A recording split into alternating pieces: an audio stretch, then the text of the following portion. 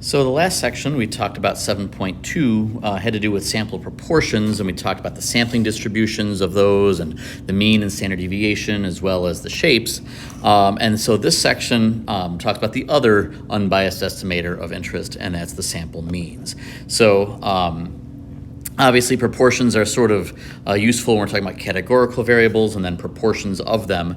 But when we take quantitative variables, the mean, the median, standard deviations, we use the X bar, the sample mean, as the most common statistic. And so we're going to use a lot of the same model that we did with the sample proportion section to show you the distribution of sample means. Okay, so again, to kind of recap what a sampling distribution is, it's always going to be the distribution of all the values taken by the sample mean in all possible samples, right? And again, it's pretty impossible to create all the sample means and graph them, especially if you have a large population. But theoretically, it can be done, and we know that just like the sampling distribution, we have a way to find the mean and the standard deviation, and we know it's an unbiased estimator, right? So because the mean X bar is an unbiased estimator, we know that the mean of the sampling distribution, in theory, the mean of X bar, so there's your subscript X bar, is simply the mean of the population. So just keep in mind, when there's no subscript, we're talking about the actual population mu versus when we have a sampling distribution, we have the symbol X bar. Okay, so that's very similar to what we did in proportions, where the mu of p hat equaled p. It's the same idea because both statistics are unbiased estimators. The standard deviation is similar to what we've seen in the past, and we'll adjust it a little bit, and we'll see how this plays out in future sections.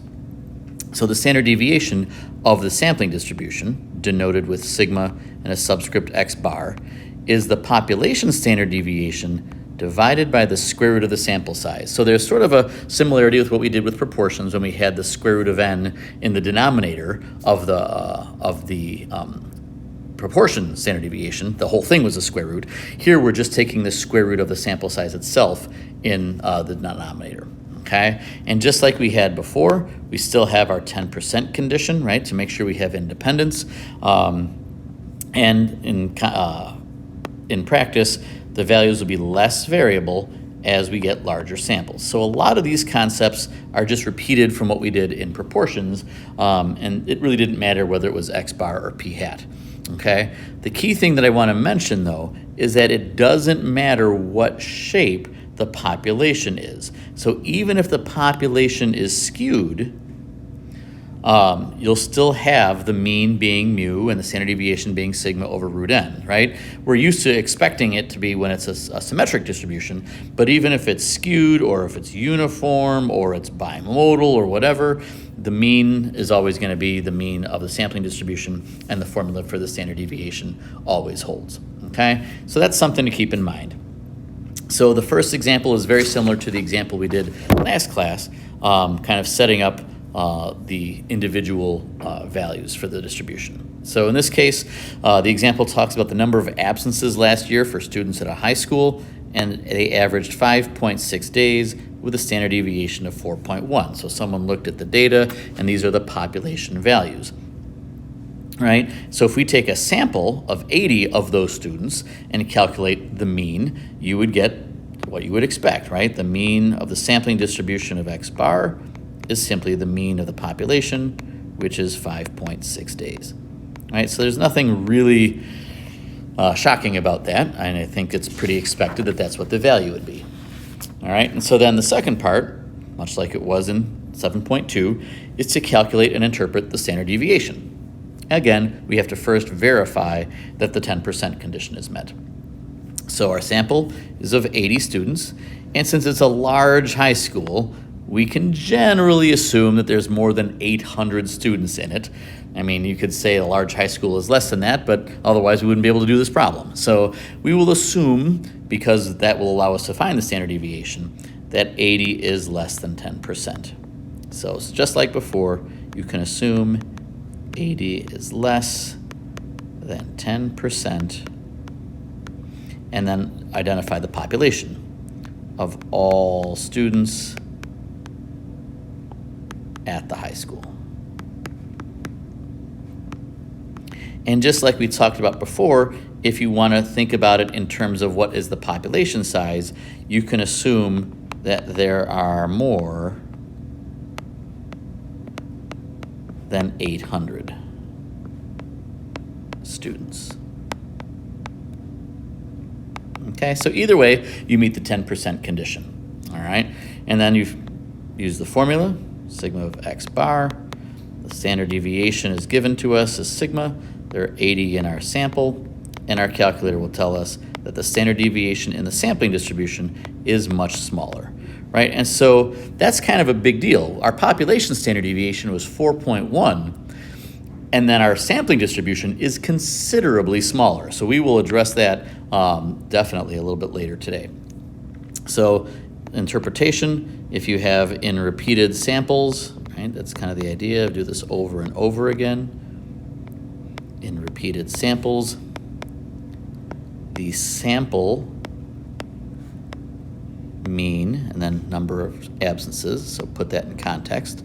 The sample mean number of absences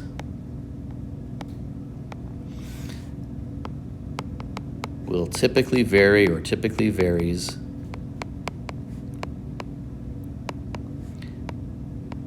by about 0.46 days from the true mean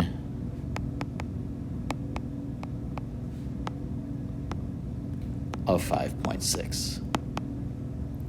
All right, so that's kind of a big deal. If you think about the population of all of the students, the population standard deviation is 4.1. So you think about 95% of the population being within 2 standard deviations of the mean.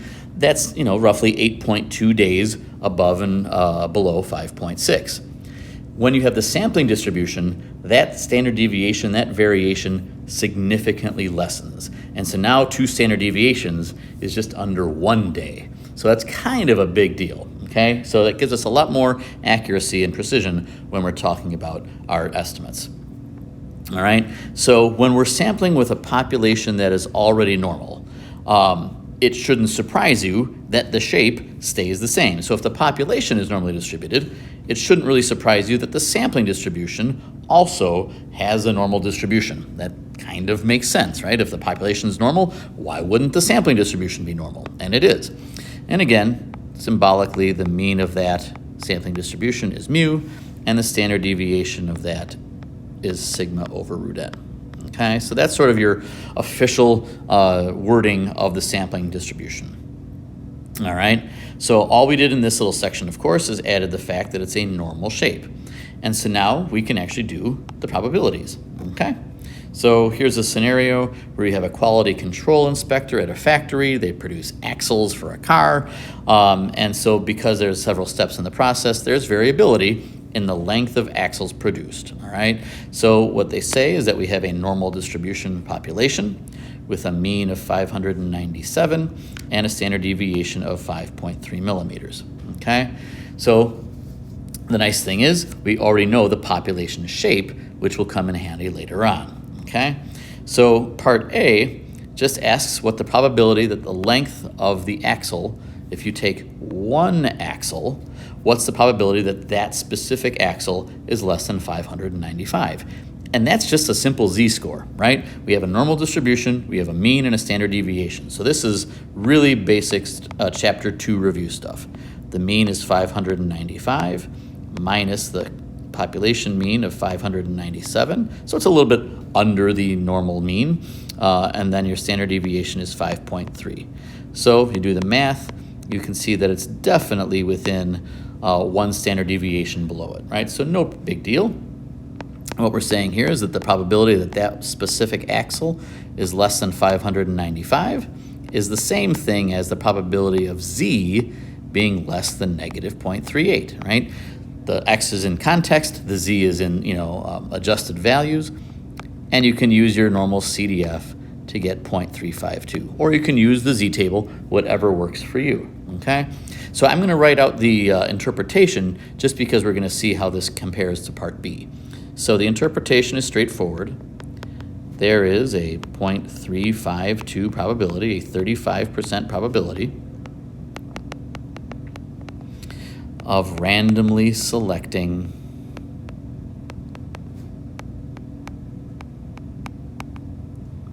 one axle, and I'm going to underline one axle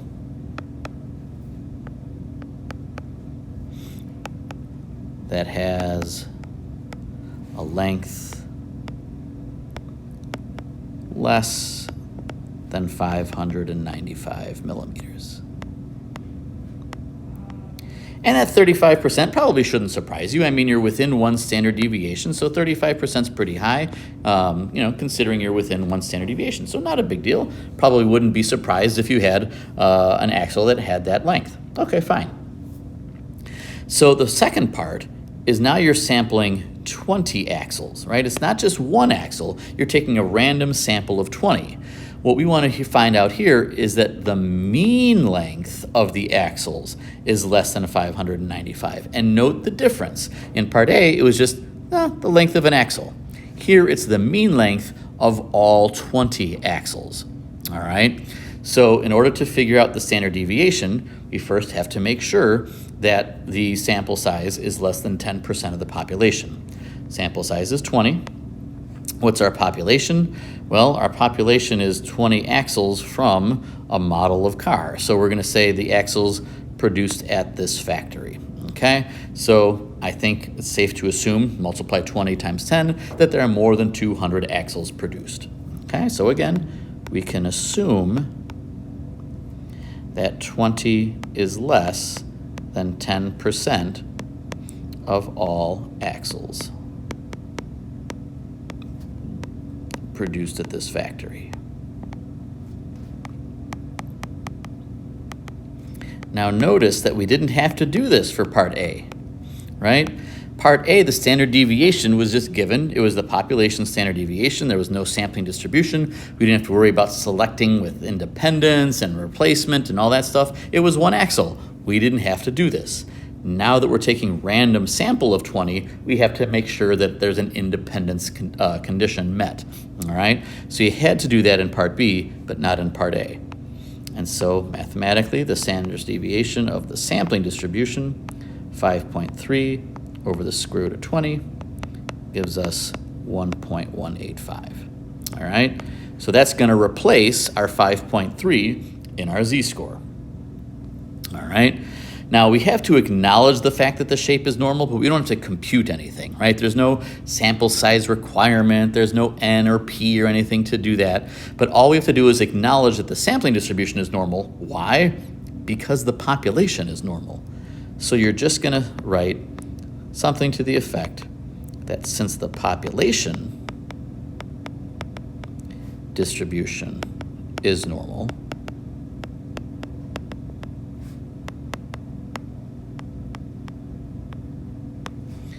we know that the sampling distribution is also normal.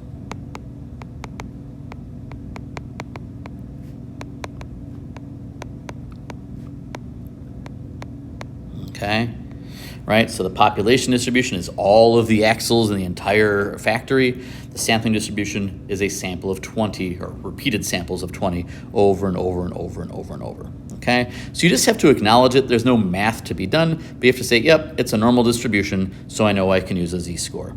So now the z-score is still 595 minus 597, but our sampling distribution is a lot smaller. It got a lot more narrow, and so it's a little further down on the normal curve, right? So if you think back to what part A had, here is our z-score of 0, -1, -2, -3.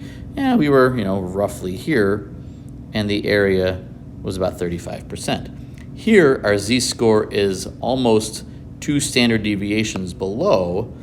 So if we have 1, -2, -3, our z-score is much further down on the normal distribution, and there's a much smaller probability that you're going to get a mean length less than that, right? So remember, we're taking the average of 20 of them. You take one out of the whole thing, sure, that could be 595, but if you're taking 20 of them, the average of them being less than 595 is significantly less. And so symbolically, it's not probability of X, it's the probability of X bar less than 595. So that's kind of a subtle but very big difference, right? In part A, it was one axle, just X. In part B, it's a sample of axles, so it's X bar. The Z value is still less than negative 1.69, and the probability is 0.0455. So the interpretation is the same, but to keep in mind that it's not one axle, it's the mean axles. So there is a 0.0455 probability.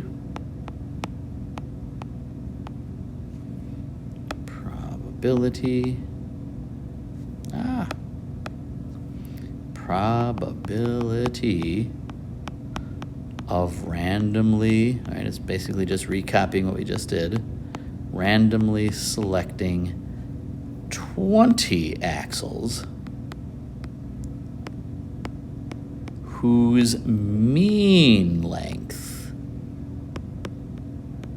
is less than 595.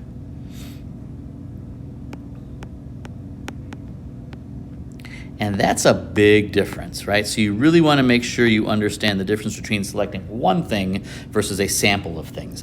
And the examples will be repeated like, oh, the first part is this one, the second part is many.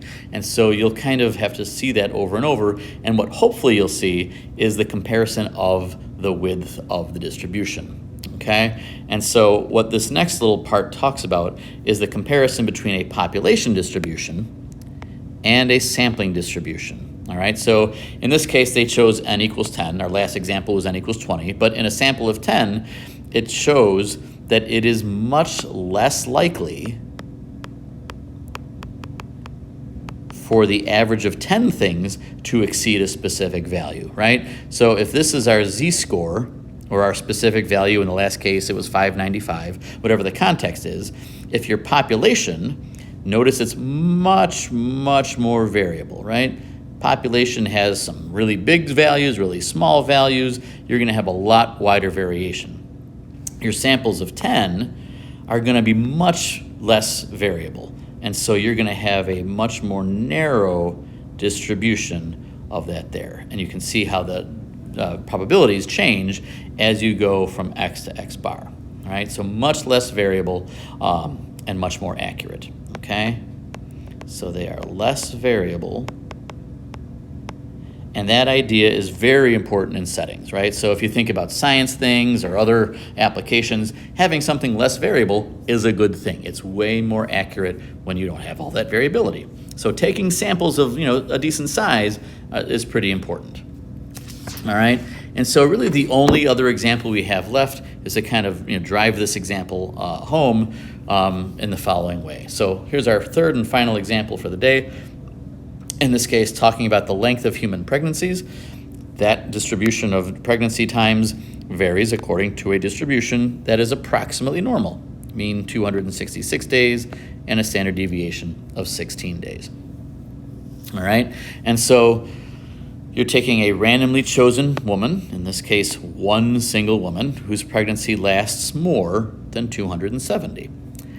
There's nothing to do in advance of this. There's no independence to worry about. You're selecting one person. There's no issue with any of the shapes because we know the population is normal, so it's just a simple Z calculation. So again, part A is pretty straightforward. 270 minus 266 divided by the standard deviation gives you a quarter of a standard deviation. So again, symbolically, the probability that X is greater than 270 means the same thing that Z is greater than 0.25. Either way, you subtract it from 1, do a normal CDF, and you get 0.4013. If you use the table, incidentally, don't forget to subtract from 1. It's 1 minus 0.5987. Okay? And again, a simple interpretation. There is a roughly 40% chance, certainly not uncommon, a 40% probability of selecting a woman whose pregnancy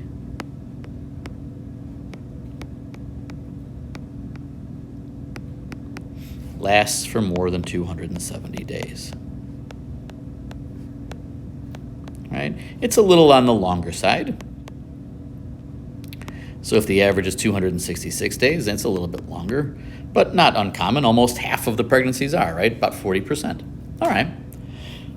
And just like in the last example, now we're taking a simple random sample of 6 pregnant women, and we want to see what the mean pregnancy length is for that sample. Part B, what's the mean of the sampling distribution? Of course, we know that. Mu of x bar is mu, 266 days. And then the standard deviation. Well, our sample is 6. We have to compare that to our population of all pregnant women. I guess we can think about that in the world, think about in that country, think about it in the state, whatever your population area is, but I think it's safe to assume, of course,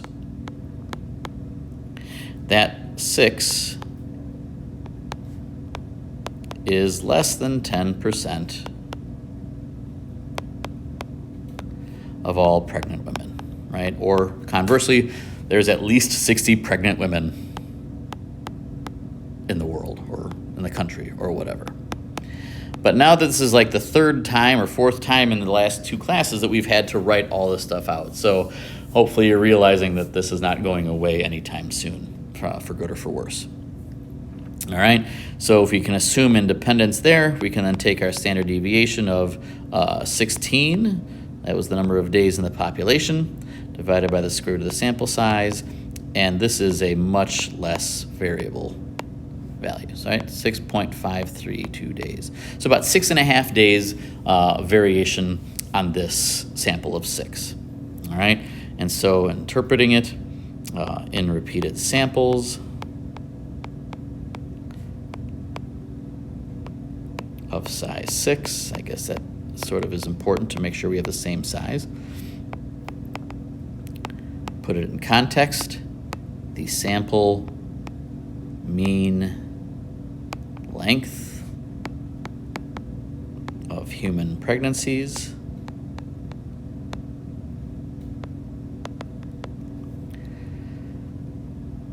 typically varies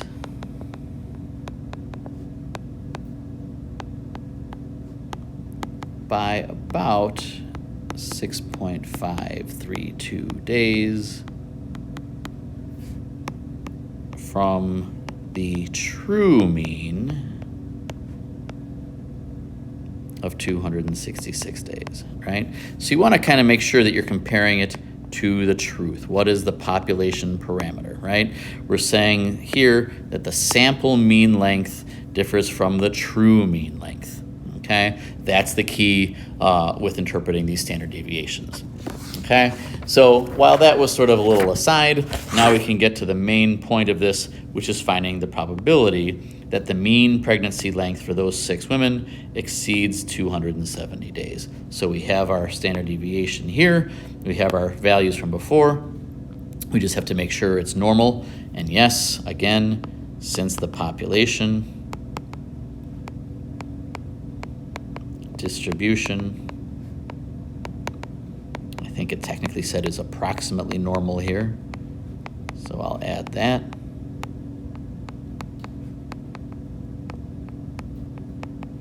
Is approximately normal. The sampling distribution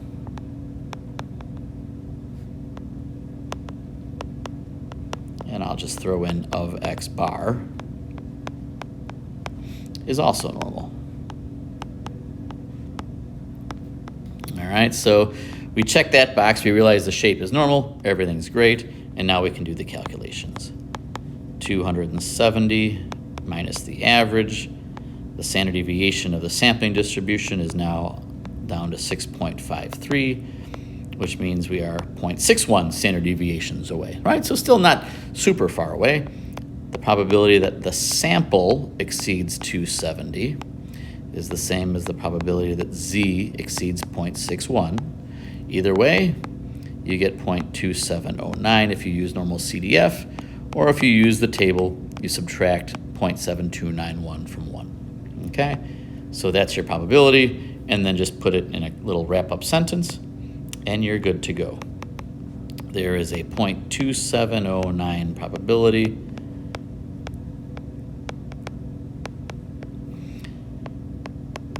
of selecting a sample of 6 women whose mean pregnancy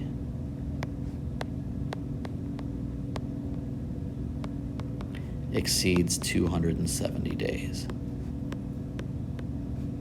All right, so that's the idea behind a sample mean. It's very similar in structure to the sample proportion. Obviously, the formulas are a little bit different. The formulas are given to you on the AP test, so don't worry about memorizing them. And it's just a matter of making sure you can read the question carefully enough to recognize when we want an individual being selected, usually the first part of a problem, versus an average of several people or things being selected, okay? But the process is the same, a lot of writing, and hopefully the calculations aren't too bad. What do we do if the population is not normal? Well, that's a topic for the next class. So notice that all of these are when the population is normally distributed. If the population isn't normal, we'll talk about that next class.